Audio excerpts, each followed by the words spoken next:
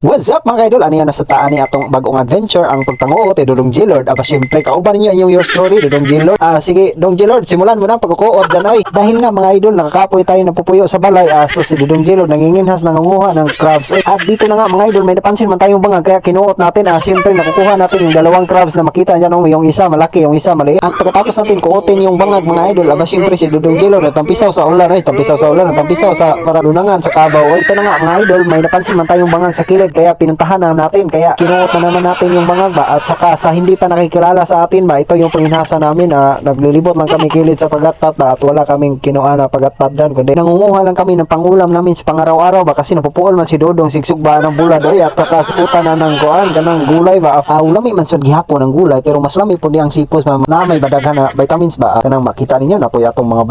bat mga sea cucumbers char rich in vitamins na ay mga idol so gaalik ta sa atong bupanginha char so man ni mga idol atong kuha mga sea cucumbers niya ang atong mga crabs makita na to sudlanan mga idol ato ni pakita tong crabs mga idol man atong sea cucumbers atong mga crabs ya mo din mga kuha na to mga idol sa atong pagpanikay-sikay dia kilid sa pagatpat ba na napoy mga bangag mga atong makita so atong ginakuot-kuot po naman poy sulod actually mga idol lisod guni ang pagpanginas mga idol pero kuan kanang maura ni atong makita nga makakuantag panud-an ba so aton lang ginagrab ang opportunity nga makasud-an pud ta kay si Dodong yung tao na walay man kwarta niya ora wala man sud-an tao apan bisan pa man sa atong kinabuhi nga malisod kinahanglan natong buhaton para sa atong pamilya di ba mga idol actually mga idol kanang sa wala pa kibaw no kanang hapit unta ta madato pero kwarta na lang pay kuwang nato ba tungod lagi mga idol sa atong sitwasyon karon kinahanglan natong mukugi para sa atong kaugmao tungod lagi sa bawat adlaw na tayo nagigising ginahatagan man tayo bagong opportunity para mubuhat sa tanan natong buluhaton no gaalik ta sa atong video mga idol kanang naman nakikita naman si Dodong G-Lord na isang bangag na naman mga idol kaya kinukot-kot na naman niya parang may laman na nga ito at pag tayo nagrasihan ng marami ba ibabaligya man natin sa kahit bahay natin kasi wala naman tayong pera pambili ng ulam at ito na nga mga idol yung bat natin at si cucumber nahuhuwad na sa yuta ba nahihirapan ako sa kalisod